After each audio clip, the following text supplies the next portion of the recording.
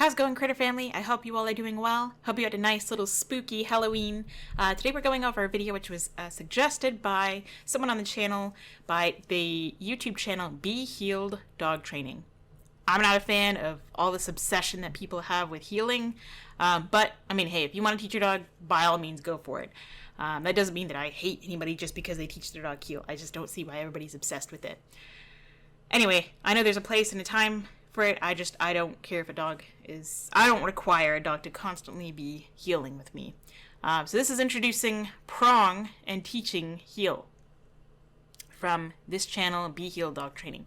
If you already know them and you want to support them, of course, by all means, I'm not going to stop you. This is nothing personal. Going over this video as a review, as requested, using this under Fair Use Act for education, criticism, giving my point of view, and pointing out some things that I might do differently. So let's get started. So you can kind of see what so as soon as they start walking, there we go. So dog is really choking itself. I mean, I don't even like to show examples of a dog's before and after, especially not with the slip lead. And this is why. One, the dog is, I mean, I get it's if she wants to do it, that's fine. That's just difference of opinion. But the reason why I don't like to show before and after, or teach, or allow a dog to practice a behavior, is because we're reinforcing that behavior. They're practicing a behavior. I don't want to show people how bad it is before. I've learned over time that as I get older, I care less about proving to people who are dedicated to misunderstanding me. So if people have to see it to believe it, I don't waste time with that. I really don't bother with that. I don't care if you believe that this is the world's hardest pulling dog. I'm not in competition with anybody. My goal is to help the dog. And if people want to say, see a dog that doesn't even pull from the beginning because I don't put him in a situation to pull, say I'm doing a video and like with my Shiba, my good boy Adonis, rest in peace, little man. In a lot of videos, he's walking loose on leash. I didn't show him pulling and then show how I fixed it. And people will say, well, he doesn't pull. It's easy when you have a trained dog. How do you think he got that way? The goal behind training, at least using force-free, is that it's not about correcting the behavior. It's setting the dog up for success, not failure. I'm not saying she's setting the dog up necessarily for failure in this moment. I mean, can she? Yeah. I mean, she's showing a demonstration, so it's not the end of the world. But if she were to rely on letting the dog get to the end of the leash so she could pop it, that would be something I would have an issue with. Maggie, come here. Goodness. I mean, definitely don't want to allow this to continue. Agree. And so especially if I hear a dog choking like that, they already start, it sounds like they have the beginning of either a collapsed trachea, which I know firsthand with Adonis, or they're causing damage to their windpipe. I would immediately start walking the other direction and calling the dog to me so that way they can walk that way. They're less likely to pull going home than away from home. She's putting so much pressure on her neck. And goodness. I mean, think about all the damage that's going to cause long term if she walks like that all the time. Right? So, there she is. We're going to get her in a prong collar right off the bat. Okay, so for me, a prong collar isn't going to help this. It's just going to, instead of being a wide band, so we have the prong collar, which is tiny little points, versus the, think about the width of the prong collar, versus the width and rounded cord of the slip lead, which is why I don't like slip leads like this. I prefer the ones that have like the flat martingale type material. I don't mind using a slip lead if it's like, to transfer a dog or you have a loose dog or whatnot, or if they're really soft, to pressure. But the width of this versus the width of this nice flat collar. This is probably the minimum of width I would ever use when training a dog. I'm also not one of those people who use like those 2.5-inch super wide, like basically belts, collars on every dog, unless you have a really big dog. But even then, I don't want something too thick, but certainly not too thin. But I would absolutely put this dog in a harness. I wouldn't even start with leash pressure, but on the collar. But I do teach dogs to walk in both. So we're going to see how she does this. Little intro to Prong Collar's video to show you the process of introducing a dog to the Prong Collar for the first time and how to start teaching. So again, here the dog is standing here perfectly well. This I would definitely be rewarding, a couple of treats, or, really get the dog, not necessarily, maybe a treat here and there, and then we can move on, and if the dog can stand there, and then we can, once we get away from like a concrete area like this where it's kind of boring for the dog, then we can use sniffing and real life reward as the dog's reward. Or if the dog really just wants to go for a walk, we can use the forward movement of the walk. As long as they're on a loose leash like this, they can walk as long as they want to. The dog tells you what's reinforcing. So by using a prong collar, though, you're going to rely on this prong collar. The only time the dog will not pull and walk, nicely, I say that with quotation marks, is because of the prong collar. And the prong collar hurts. The more weight you put into it, if you're pulling like this dog are pulling like this on that, the dog, which plenty of dogs still do, don't get me wrong, and don't let this fool you. They choke themselves on these just as much. But this is just much smaller, like laying on a bed of nails. So, to my knowledge, she's never been on a prong collar before. She doesn't need it. And so no that's dog why needs we're it. going to do this introduction to the prong collar. This is not something that you have to do every time you put a prong collar on a dog. But if it's the dog's first time, or the first time in a while, or you're not sure if they've ever been on a prong collar, you want to do a little bit of this pressure and release game to teach them how to yield to the pressure and to teach them how the prong collar works. So you could do the exact same thing with a regular collar. You don't even need the prong collar. I mean, this girl has, over 7,000 subscribers, and good for her. I think she doesn't need the prong collar. She doesn't need to rely on that, or the e-collar, or any of this nonsense. I mean, who cares what I think? She certainly isn't here to take any criticism from me. And she doesn't need to necessarily. No one needs to listen to me, but you don't need the prong collar to teach pressure and release. You could do that with the slip lead, with the flat collar. You can do it with a shoelace. You can do it with, a harness, which is exactly how I train. I'll put some clips in here of how I train dogs using pressure and release. I'll leave a link down in the description below as well. So you don't need the prong collar or any quote-unquote corrective collar to teach pressure and release.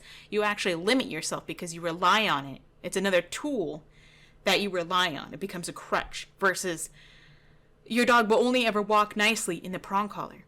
So you can't just throw on any collar. You can't put on a harness. You have to rely on a piece of metal that causes pain or discomfort. A lot of dogs, you put them on a prong collar and they may resist, they may object. Yeah, because it hurts. Because the collar is a different sensation than what they're used to. No, because it hurts. I mean, you gotta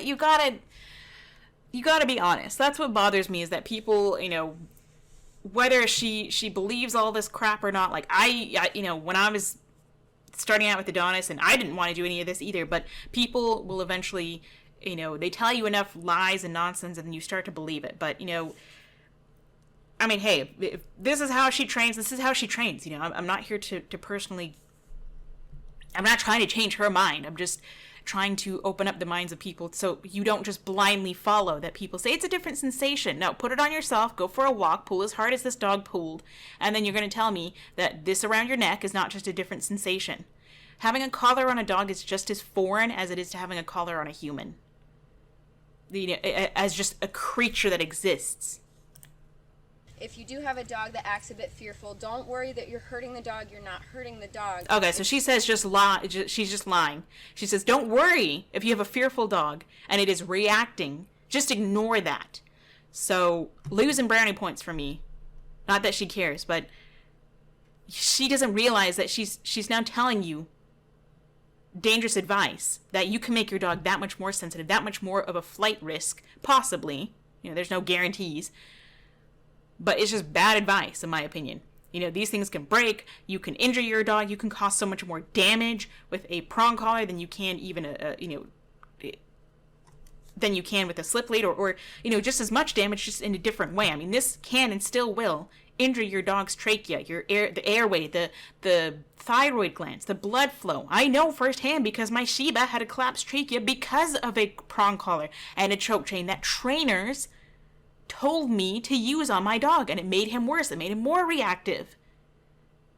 He wasn't fearful, but you certainly never use a prong collar or corrective collars or corrective measures on a fearful dog, period.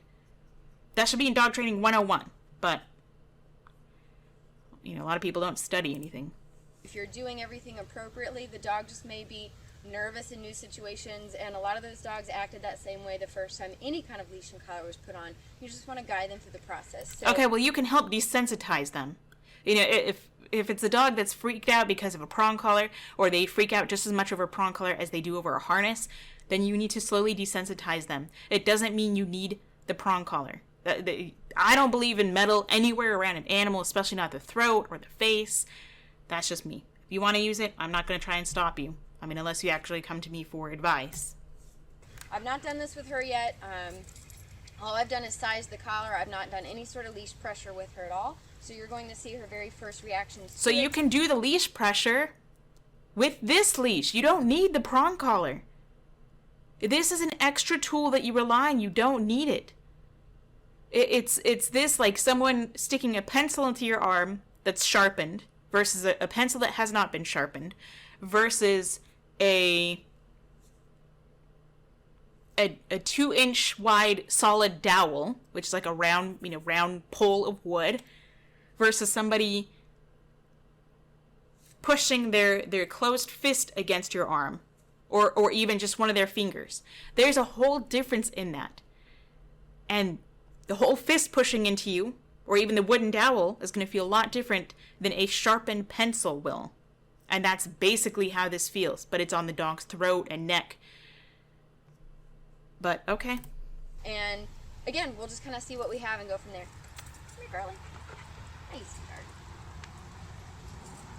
sweetheart. Little cutie, look at that little butt wiggle. So what I'm doing is I'm going to put my The dog sits, they're already lip licking, they're getting more nervous. She sits to try to appease because she thinks, all this pressure, this not just physical pressure, but spatial pressure. She's getting up in her face, around her throat. She puts this thing on that's metal, that's cold, that probably feels uncomfortable already because it's already tight and snug. We'll say snug. And the dog sits to say, is this what you want? Is this the right answer? Are you going to relieve pressure of me? As always, and I have other videos that show this and talk about this in more detail, but I'm going to clip the And they're always so rough when they move like collars and things around. Flat buckle collar just as a backup should the prong collar come off. Because if you have to worry about having 2 collars on, then maybe that's a red flag. You shouldn't be using this collar in the first place. Is possible. Because then guess what? If this collar fails, your dog ain't coming to you. Or if they do come, it's because they're afraid to death of you. And they're still going to get a correction, I'm sure. This does not build a bond. It's force. Get my leash on her here. She's a sweet little dog. Take the slip lead off. Lip lick, lip lick. Lip licks are signs of anxiety. Swapped out here. Shakes off because she's either adjusting the collar or she's shaking off some extra energy. Start with this little bit of pressure and release, and what I'm going to do is already goes into a tight leash versus when she had the slip lead on. Over controlling that's just the way I see it. I like to let my dog have their leash. There's times when you can have a short leash, of course, and you can teach your dog to be on a short leash, but I like to make sure I like to give my dog their leash as much as I can. Put as little pressure as I need to get her to yield to that and move away from that pressure. And I totally agree with that. I'm 100% on board with that, but you don't need the prong collar to do it. You can absolutely do it. And I think she's very well capable of doing it without the gimmick and the cheat of the prong collar. You can do it with this flat buckle collar. You could do it with this slip lead. You can do it with a harness. I know because I've done it. I'm not anything special. As soon as she does yield to that, I'm going to release and reward.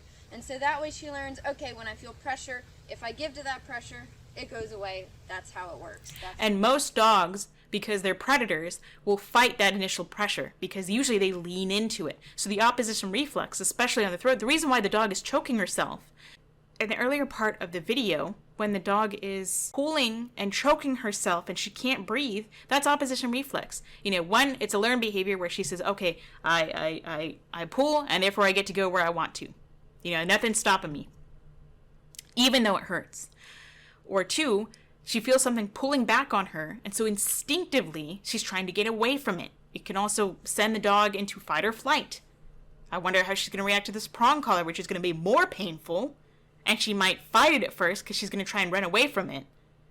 So, I agree. Let's use as little pressure as possible, but you don't need the prong collar. That's how it works. That's how the sensation is.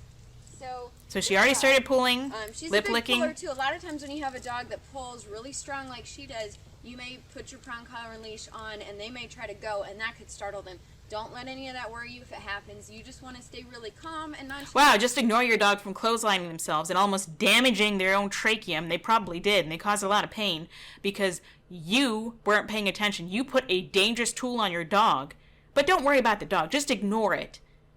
Because we can't hold ourselves accountable as a human. Of course not, even though we put our dog in this position. We got the dog in the first place. Let's just ignore that. Just rubbish. Hey, let's go. We're just doing some more. Yeah, whatever. So, I'm going to do this little bit of pressure. Yes, good job. And as soon as she doesn't get any treats at all because all these people are liars. I'm really losing my patience, you can tell. She doesn't need any of this. A lot of dogs don't want petting as attention. She says, yes, she marks, but there's no reward. You'll notice I'm doing a lot of kind of guiding her away from me and then leading her back towards me with that leash pressure. So I'm going to put a little bit of steady pressure. Good. That's exactly what I do, but I don't need a prong collar. I do exactly that and use that much pressure, but I don't need a prong collar. I teach the dog on a flat buckle collar on the side of their body or a harness. And I do that with every dog I've ever worked with. And I only need to walk them on one finger in a harness that clips in the back that doesn't restrict their shoulders. So what are these trainers' excuse? So now what I'm going to do is start working on teaching her the heel position. Loose leash walking is like learning to ride a bicycle. You start with tricycle, you learn to crawl and walk and run. Heel is so advanced that you don't just go, okay, I stopped the dog from pulling, so let's teach him heel. There's so much more that goes into it than just immediate heel. I'm going to put a whole lot of slightly behind my leg. And the way I'm going to do this is whenever she's in the proper position that I want her in, there's going to be no pressure on the collar whatsoever. But anytime she steps outside of that little bubble that I'm envisioning, I'm going to give her leash guidance and get her back in the correct You're going to position. correct her. So you don't give her any. I'm going to put a clip in here of how I teach my Shiba to heel with no collar. We're going to watch her first, then I'll show you how I did it. Now, since she's just learning this, everything is just going to be at an informational level. I see you, so chicken. I'm giving her information through my leash, but at this point, it's not a punishment, it's not a correction. You can say all you want that it's not a punishment. The dog doesn't care. You don't get to decide what's punishing or rewarding or not. The dog does. And if you're doing this to stop the dog from moving forward or keep them from going out, that is a punishment because you're correcting their behavior. You can call it guidance all you want. When you're using a prong collar, it's punishment. If you were using a regular flat buckle collar and you're just very gently moving them side to side, that may not be a punishment, but it still may be, according to the dog. It depends. No, that's not where I want you. This is where I want you. It's still a correction. So I don't want to do this by pulling. Now, with introducing the prong collar, Are you going to pop her now? Do steady pressure and release to get her used to what it feels like. But now what I want to start doing is using more of a popping motion. Okay, so she starts nicely, and then she's, no, I'm going to go right into, like, the BS of it. I'm going to start popping. But it's not a correction. It's not a correction. It's guidance. I'm just going to pop you, but that's not a correction. Say a pop, and that doesn't mean it's going to be a really firm pop. It doesn't matter. It still hurts. It's a correction, lady.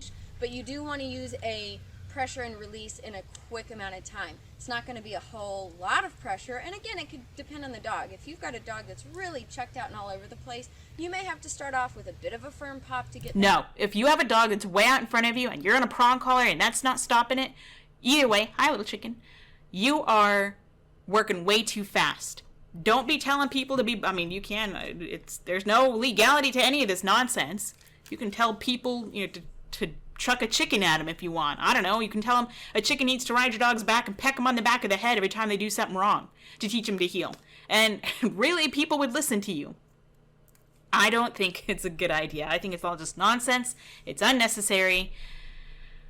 We're going to get into her demonstration of heel, and I'll show you how I did it with my Shiba without even touching him. I didn't have a leash on him. He's off leash. Check in with you. But most of what she doesn't even realize the dog's really looking at the chicken. My wrist. And when you're first there's more chickens. Your dog the heel position, expect to have to do that a lot. Expect to have to correct your dog a lot because you're working too fast. But I'm going to make it okay to tell you that you're working too fast because I work too fast. Because I don't know what I'm talking about, but yet I'm spreading my great knowledge to everyone. Okay. Because the dog is going to learn through that repetition. So no, they don't. I mean, they do learn. And they do learn from repetition, but they don't need to. Instead of saying, no, they don't, I should have said that it's unnecessary. It takes way longer to teach them this way than without worrying about the popping right nonsense. Now is very different. Sorry, I think my chicken just laid an egg because she's over there making a bunch of noise. There's also a bunch of chickens behind you. But beside me, she's tripping over the dog. And again, with how strong way too many distractions, and she's going to teach this dog heel. Kind of almost at a corrective level at first, so that she's not pulling and tugging against that. So now she says she is at almost a corrective level. That's exactly what we're trying to Your dog's not learning anything. But you'll see here, for the most part, it's really very little pressure at all. It doesn't matter. It's a prong collar. To the dog. This is not about hurting the dog. This collar is actually designed not to hurt the dog. Oh, that's bullshit, and you know it. We all know it. Stop lying. The collars are designed to hurt. Otherwise, how do they work? You can't tell me metal prong collar going on a child's neck. You would allow that. You wouldn't feel comfortable with that. You wouldn't put it on your neck and let somebody parade you around. So stop with the nonsense and lying and saying these were never meant to hurt a dog. How else do they work? Lay on a bed of 10 nails with your entire body. Even a 90-pound person, a 40-pound kid, whatever, on a dozen nails, it's going to dig in and hurt. If you lay on 200 billion nails, you're probably not going to, your whole body won't fit on all those, unless they're like teeny tiny, but 200 billion, you're not going to feel it nearly as much because you have your surface area is spread out more than on just 12 dinky little nails. Even if they're not sharpened nails. If they're rounded, like they always promote with the prong collar. People, it's called a prong collar. Pronged collar. It has metal prongs that dig into the neck. It doesn't have to be sharp to be painful. And with how much she was just choking out on her leash, it's no excuse. Pop. You're not going to injure the dog with your You could certainly injure your dog with a pop. I like chickens. So this is constant failure on her part. So you want to learn how to teach a dog to not heel? Have a bunch of chickens around, go in a circle, continuously correcting her, because you're not going to learn that you're the one who's working too fast. You're not going to do anything about moving the dog out of the way where we have chickens, and you're trying to teach her to heel, and she doesn't even know how to walk on a loose leash. Blah, blah, blah, blah, blah. So we see how she heals, apparently. You want to watch the rest of the video? Go ahead. I'm going to show you how I teach my own Shiba. This is more of a test for myself to see if he understands the verbal cue. On the right-hand side, I can probably use the same thing. I really don't care which way if he... Okay, so this is me a couple of years ago. I never had my dog heel. Very rarely.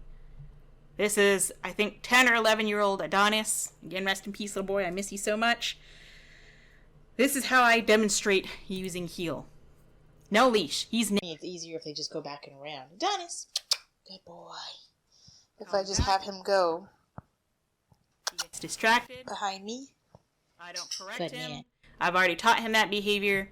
I use my hand to stop him. And I marked and I reward separately. I just moved them back behind me. So we'll do that again. Where I turn to face him. I kind of turn into him. I can turn this way. And he just kind of circles back.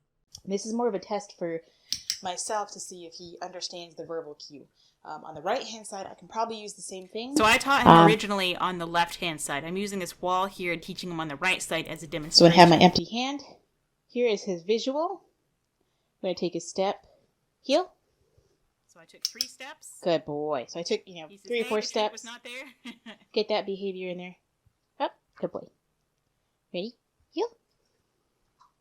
Another 2 steps. Good boy. So he's moving with my body, with my hand signal. He's not necessarily moving because of the verbal and the behavior right now. No correction, no nothing, no major distractions.